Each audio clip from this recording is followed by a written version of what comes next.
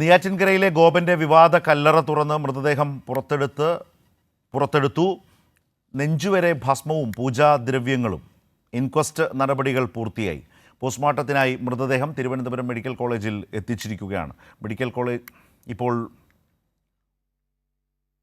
ഇപ്പോൾ ആദ്യം വിവരങ്ങളുമായി കമലേഷാണ് ചേരുന്നത്. കമലേഷ്, ഇന്ന് രാവിലെ തന്നെ, ഇന്നലെയാണ് ഹൈക്കോടതിയുടെ അനുകൂല ഉത്തരവ്, നിർദ്ദേശം അന്വേഷണ സംഘത്തിനും അല്ലെങ്കിൽ സബ് കളക്ടർക്കും ഒക്കെ ലഭിച്ചത്. അതായത് ഈ കല്ലറ തുറന്ന് ഈ മരണവുമായി ബന്ധപ്പെട്ട ദുരൂഹത നീക്കാം. അയൽവാസിയാണ് പരാതിയുമായി വന്നിരുന്നത്. അപ്പോൾ ഇതിലെ ദുരൂഹത നീക്കേണ്ടത് ആവശ്യമായിരുന്നു. ഹൈക്കോടതിയുടെ വ്യക്തമായ നിർദ്ദേശവും ഉത്തരവും അതുമായി ബന്ധപ്പെട്ടു. അപ്പോൾ അതിൻ്റെ അടിസ്ഥാനത്തിൽ ഇന്ന് പുലർച്ചെ അതിരാവിലെ തന്നെ പോലീസ് നടപടികൾ ആരംഭിക്കുകയായിരുന്നു അവിടെ.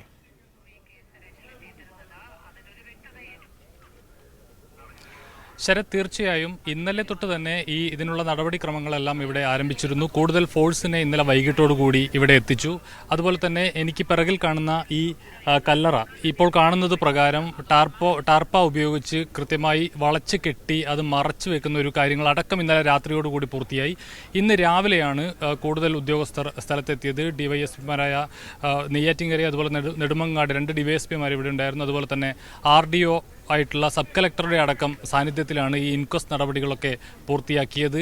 രാവിലെ ഒരു 7 മണിയോടുകൂടി ഉദ്യോഗസ്ഥരെത്തി ഈ നടപടിക്രമങ്ങൾ ആരംഭിച്ചു. ഒരു 1.5 മണിക്കൂർ നീണ്ട പ്രവർത്തനങ്ങളാണ് ഉണ്ടായിരുന്നത്. ആദ്യം തന്നെ ഈ കല്ലറ പൊളിച്ച് കല്ലറ തുറന്ന് ഈ മൃതദേഹം പുറത്തെടുക്കുന്ന നടപടിക്രമങ്ങളാണ് ആദ്യം ഉണ്ടായിരുന്നത്. അതിനുശേഷം അവിടെ തന്നെ ഇൻക്വസ്റ്റ് ടേബിളിൽ ഈ ഇൻക്വസ്റ്റ് നടപടികളെല്ലാം തന്നെ പൂർത്തീകരിച്ചു. പിന്നീട് ആംബുലൻസ് എത്തി ഈ മൃതദേഹം തിരുവനന്തപുരം മെഡിക്കൽ കോളേജ് ആശുപത്രിയിലേക്ക് കൊണ്ടുപോവുകയായിരുന്നു.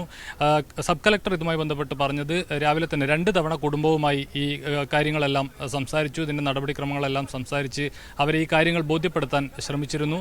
അവരത് കേട്ടു എന്നതിനപ്പുറത്തേക്ക് അതുമായി ബന്ധപ്പെട്ടൊരു കൂടുതലായ സഹകരണം കുടുംബത്തിന്റെ ഭാഗത്തു നിന്നും ഉണ്ടായിട്ടില്ല എന്നുള്ളത് തന്നെയാണ് മനസ്സിലാക്കാൻ കഴിയുന്നത്. ഏതായാലും ഈ ഗോപന്റെ മൂത്ത മകൻ സനന്ദനെയും കൂടി ഇപ്പോൾ തിരുവനന്തപുരം മെഡിക്കൽ കോളേജിൽ എത്തിച്ചിട്ടുണ്ട്. ആദ്യം ഈ ഫോറൻസിക് സർജന്മാരുടെ സംഘം അങ്ങോട്ട് പോയി. അതിന് പിന്നാലെ ആംബുലൻസിൽ മൃതദേഹവും തിരുവനന്തപുരം മെഡിക്കൽ കോളേജിൽ എത്തിച്ചു. പിന്നാലെ മൂത്ത മകൻ സനന്ദനെയും എത്തിച്ചിട്ടുണ്ട്. ഏതാണ്ട് ഒരു 11:30 12 മണിയോടുകൂടി ഈ പോസ്റ്റ്മോർട്ടം നടപടികളെല്ലാം പൂർത്തീകരിക്കും എന്നാണ് മനസ്സിലാക്കാൻ കഴിയുന്നത്. അതിനുശേഷം മൃതദേഹം ബന്ധുക്കൾക്ക് വിട്ടു നൽകുമെന്നാണ് സബ് കളക്ടർ വ്യക്തമാക്കിയിട്ടുള്ളത്.